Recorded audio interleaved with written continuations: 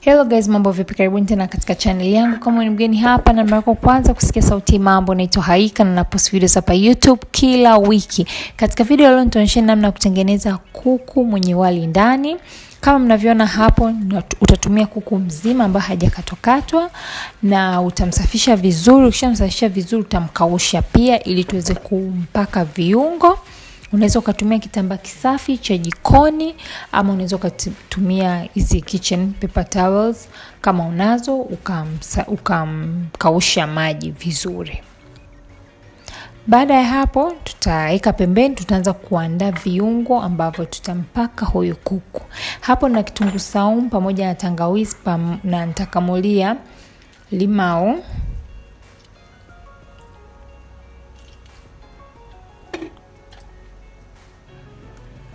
Alafu nitaweka hiyo ni pilipili masala kidogo tu, kwa sababu watu hawapendi pilipili, lakini mimi napendelea. Lakini nimeweka tu kidogo. Alafu nitaweka huu ni unga wa kitunguu ambao nimeweka kama vijiko 3 vya chai, vijiko vidogo. Alafu nimeweka na manjano, nimeweka kama mnavyoona kama robo kijiko cha chai, sijaweka manjano nyingi. Alafu nitaweka paprika kijiko kimoja cha chai, tumia tu kimoja. Alafu nitaweka na black pepper, hii ni pilipili manga kidogo. Sema haina ukali sana pilipili manga, unaweza ukaanza nayo kama unaogopa ile pilipili sana. Hii fireballs so lazima kuweka, lakini kama unapenda pilipili kidogo unaweza ukaiongezea. Nitaweka na hii thyme ambayo nimeweka kama kijiko kidogo cha chakula pamoja na chumvi kwa ajili ya ladha. Baada ya hapo utaweka na mafuta kama kijiko kimoja cha chakula cha mafuta ya kupikia unayotumia. Utachanganya vizuri vile viungo vyote kwa pamoja. Usiofukusu unga wa kitunguu, kwa sababu unajitabia kufunga. Wakati unampaka kuku utakuwa unasugua vizuri wakati unatumia mikono yako. Baada ya hapo usafisha mikono yako vizuri kwa ajili ya kwanza kumpaka vizuri kwa kutumia mikono yako tu. Kwa hiyo utapaka vizuri, utasugua vizuri kwa sababu ya kama nilivyowaambia hapo, unga wa kitunguu unajifunga kama unga wa ngano. Kwa hiyo utakuwa unasugua vizuri ili upake vizuri. Utakuwa unahakisha kwenye ngozi, kwenye katikati ya ngozi hapo unaingiza viungo vizuri kama hivyo. Umeona? Ili viungo viweze kuingia vizuri kwenye nyama, yani kwenye kuku mzima. Visiwe tu vimekolea sehemu moja na nyingine viache kukolea.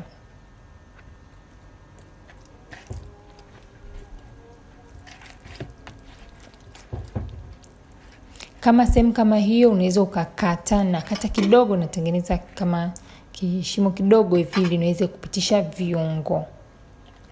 Hivyo unapitisha viungo vizuri kwenye ngozi. Wengine wanatoa ngozi hii yote, lakini mimi sijatoa ngozi. Nimeamua tu nipitishe viungo kwa katikati ya ngozi. Baada ya hapo sasa utaenda utaosha mikono yako. Sasa hiyo hakikisha unaosha mikono yako vizuri, kwa sababu umetumia manjano isije kuharibu hivyo. Utaosha mikono yako. Baada ya hapo kinachofuata utafunikia. Unaweza ukafunikia tu na kitambaa kisafi cha jikoni ukafunikia vizuri. Mimi niliweka paka na chopping board juu ili nihakikisha imefunika vizuri. Utasubiri kwa muda wa masaa 6, masaa 8. Mimi nilisubiri kwa muda wa masaa 8. Baada ya hapo sasa utaandaa wali ambao utamwekea kuku ndani. Ni wali ambao unaweza ukawa na kiporo cha wali. Unaweza ukatumia kiporo cha wali uliobaki, ama unaweza ukapika tu wali.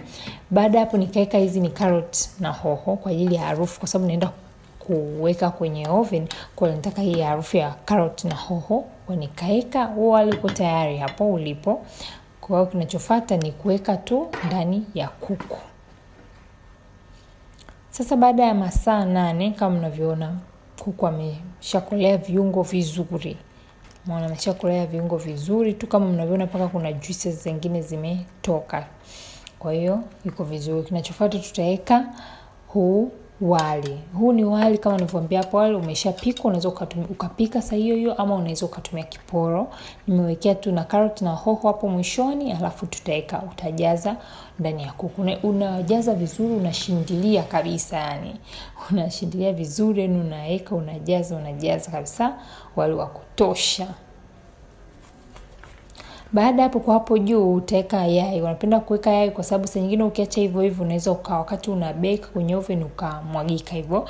Kwa hiyo mimi unaweka yai kwa hapo nje, alafu unafunga na hiyo miguu. Unaona, unaifunga vizuri. Unatumia kamba, unaweza kutumia tu uzi ule wa kushonea ukausafisha vizuri, alafu ukaifungia hiyo miguu. Hiyo sio miguu, namaanisha mapaja yani. Ukafunga hapo.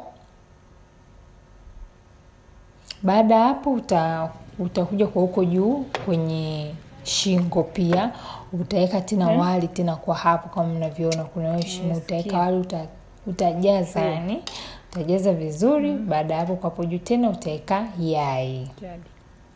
Yai hili ni yai ambao umechemsha vizuri na limenya.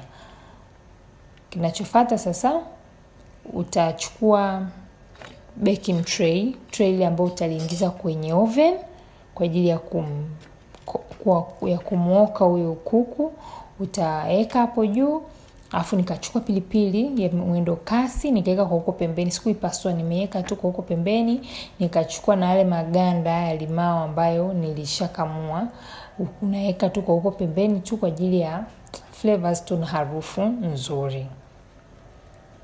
Baada hapo oven wao tayari wakati unaandaa huyu kuku pale mwishoni kwenye wali huo ulishaliwasha.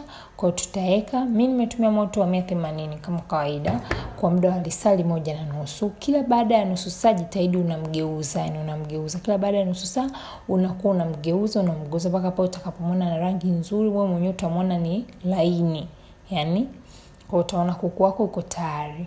Kwa hiyo moto wa 180 lisali 1.5 unamgeuza kila baada ya dakika 30.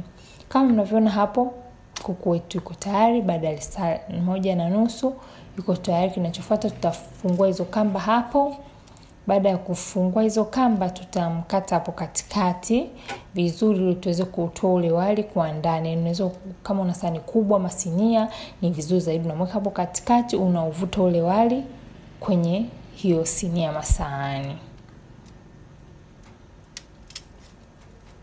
Yani unamweka kuku vizuri hivyo. Kama unaweza ukakatakata hapo na wali ukauvuta hapo kwenye sinia, watu wakala hivyo kwa pamoja. Hivyo ndo raha ya kuku mwenye wali ndani. Kama mnavyoona hapo ninavyotoa huo wali. Kwa hiyo recipe inakuwa iko tayari. Huyo ndo kuku mwenye wali ndani. Kama hujawahi kula hili pishi, ndo mara kwanza unalisikia, ningependa comment hapo chini. Na pia kama umependa idea hii na pishi hili pia ningependa kujua, unaweza like video hii. Kama ni mgeni katika hii channel, tafadhali subscribe na usisahau kubonyeza kengele pembeni ya subscribe button. Nitakupa ujumbe mfupi kila ninapo-upload videos. Kama unavyoona kuku ni mlaini hatari. Asanteni sana, tutakutana tena wiki ijayo. Bye bye.